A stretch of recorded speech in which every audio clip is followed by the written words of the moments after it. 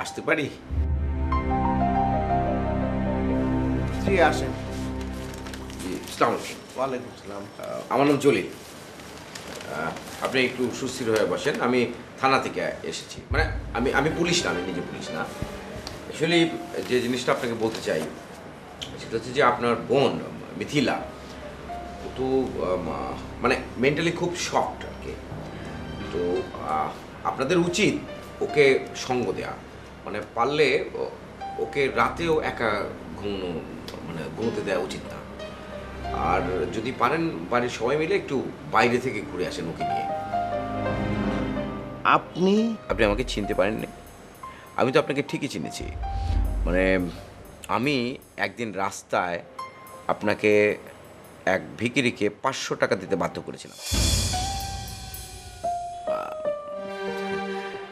আসলে আপনি যা ভাবছেন তা না, আমি ওরকম লোক নই, তবে একটু মাথাটা একটু গরম আছে। আপনি আশা করি ব্যাপারটা ভুলে যাবেন, মনে রাখবেন না। আচ্ছা ওই মিথিলার কইছেটা কি? ওই যে আমি যতটুকু বললাম, মানে মেন্টালি খুবই শক্ট ব্যাপারটা, আপনি তো বুঝতেই পারেন একটা কিছু তো সমস্যা হয়েছে। তো ভাই আমি আসি, আপনি কিছু মনে রাখবেন না। না ঠিক আছে, একটু চা খা। না না ঠিক আছে, থ্যাংক ইউ ভেরি মাচ। আসি, হ্যাঁ, আসসালামু আলাইকুম।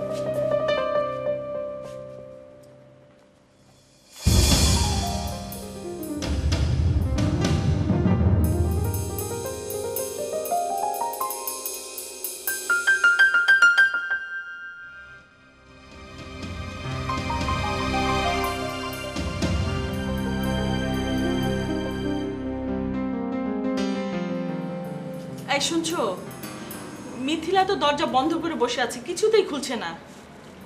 মনের দরজা এরকম বন্ধ করলে ঘরের দরজা তো বন্ধ করবেই। এসব তুমি কি বলছো? না ওই যে গেল না ভদ্রলোক জলিল সাহেব? হ্যাঁ হ্যাঁ, মানে তাকে তুমি চেনো? হ্যাঁ, না রাস্তায় একদিন দেখা হয়েছিল। উনি বলল মিথিলা। আমি সুন্দর না।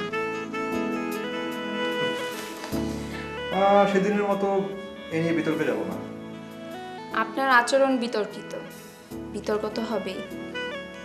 আজ কেন এসেছেন? একটা গিফট দিতে। কি? তা তো বলা যাবে না। এই নাও, এটা তোমার। কি এটা? তোমার সবচেয়ে প্রিয় যে মানুষটি, তাকে জিজ্ঞেস করবে এটা কি, এবং জানতে চাইবে কেমন হয়েছে। কেন? আপনি বললে কি হয়? নিজের সৃষ্টি সম্পর্কে মন্তব্য করা কি ঠিক? ও, তাহলে ঠিক আছে।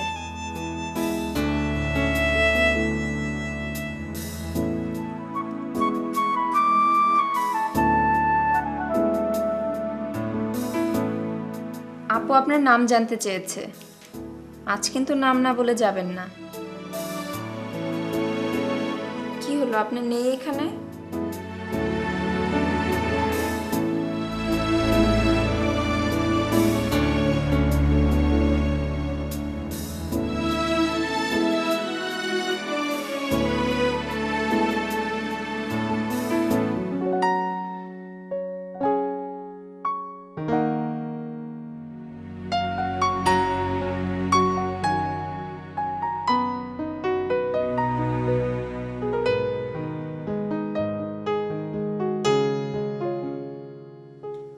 রুমকি,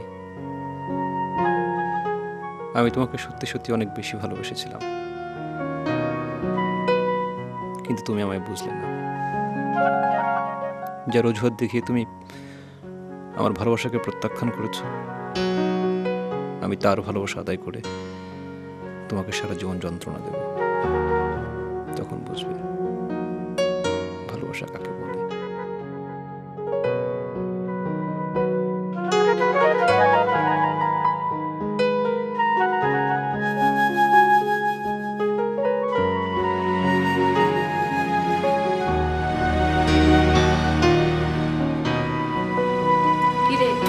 বসে বসে কি ভাবছিস? আপু, আজ না একটা উপহার পেয়েছি। কি? আমি জানি না। উপহারকারী বলে গেল তোমার সবচেয়ে প্রিয় মানুষটির কাছে জানতে চাইবে জিনিসটি কি এবং কেমন। তাই দেখি তো।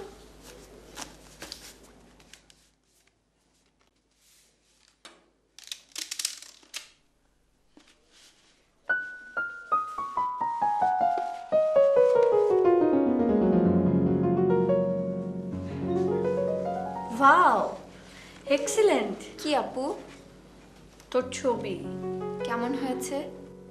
খুব সুন্দর।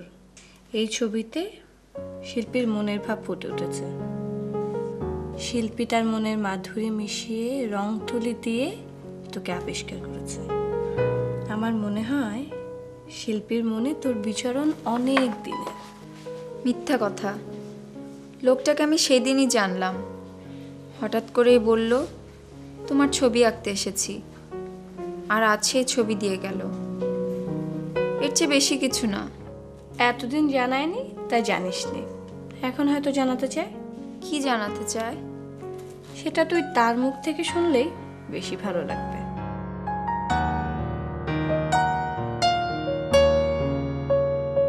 এই পৃথিবীর মাঝে যখনই অনাচার অবিচার পাপাচার টুঙ্গি উঠেছে, মানুষ যখনই মানবিক গুণাবলী বিস্তৃত হয়ে দেশ ও জাতির ক্ষতির কারণ হয়ে দাঁড়িয়েছে, তখন আল্লাহর তরফ থেকে দুনিয়াকে পাপ মুক্ত করার জন্যে কঠোর ব্যবস্থা আরোপ করার বিধান প্রথম চালু হতো।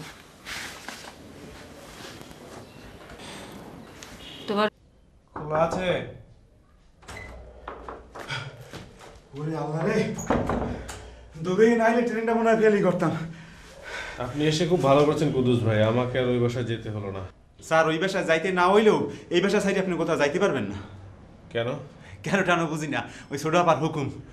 কিন্তু বড় ভাইয়ের হুকুম হচ্ছে এই বাসা ছাড়তে হবে, আমার কোনো প্রয়োজন নেই। ডাস্টবিনের ময়লা আর আমার মধ্যে কোনো তফাৎ নেই। অত শত বুঝি না স্যার, আপনি যাইতে পারবেন না। এখানে থাকার কোনো অধিকার আমার নেই।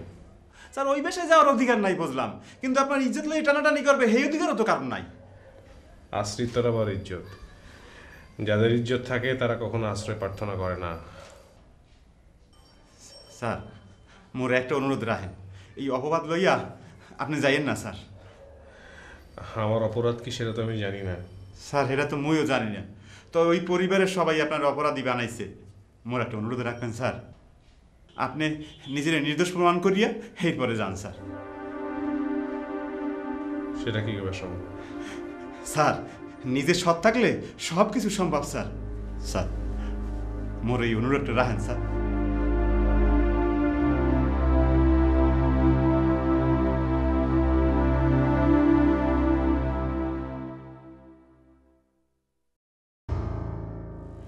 আপনার পরিচয় না দিলে আমি আর একটা কথাও বলবো না। আমি শিল্পী। শিল্পী কোনো ছেলের নাম হতে পারে না।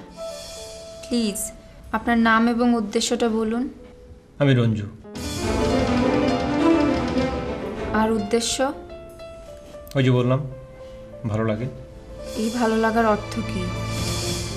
হয়তো ভালোবাসা, হয়তো একটা আনসার্টেন শব্দ। স্পষ্ট করে বলুন। আমি তোমাকে ভালোবাসি। শিল্পী আর অন্ধের মিল কি কখনো সম্ভব? কেন নয়? শিল্পীর সৃষ্টিকর্ম যতক্ষণ না প্রশংসা পায় ততক্ষণ সেটা সার্থকতাও পায় না। আপনার সৃষ্টির স্বীকৃতি নিশ্চয়ই আপনার ভালোবাসার মানুষের কাছ থেকে প্রথম পেতে চাইবেন। ন্যাচারালি। আপনার সৃষ্টির প্রশংসা আমি কখনোই করতে পারবো না, এটাও স্বাভাবিক। আপনার যোগ্য আমি নই। রাহি, তুমি আমার সবচেয়ে বড় প্রশংসা। আই ফিল প্রাউড যদি তুমি আমার হও। এটা আপনার মোহ, সাময়িক ভালো লাগার প্রকাশ মাত্র। না রাহি, আমি সত্যি তোমাকে ভালোবেসে ফেলেছি। কিন্তু আমার যে ভালোবাসার কোনো অধিকার নেই। কেন নেই? কারণ আমার আপু তার জীবনের সমস্ত ভালো লাগা ভালোবাসার মতো আনন্দকে বিসর্জন দিয়ে আমাকে নিয়ে ব্যস্ত। তার আগে আমি কাউকে ভালোবাসবো এটা হতেই পারে না। তার মানে তোমার আপুর এই নিঃসঙ্গতা তোমার জন্য? হ্যাঁ। তুমি কি তাই চাও তোমার আপু সারা জীবন একাই কাটিয়ে দিক? কখনোই না।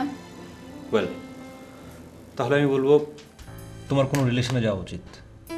তুমি রিলেশনে গেলে তোমার আপু বিয়ের কথা ভাববে, তুমি ভালো থাকলে তোমার আপু ভালো থাকবে। ঠিক আছে, আপনাকে নিয়ে আমি আপুর সাথে কথা বলবো।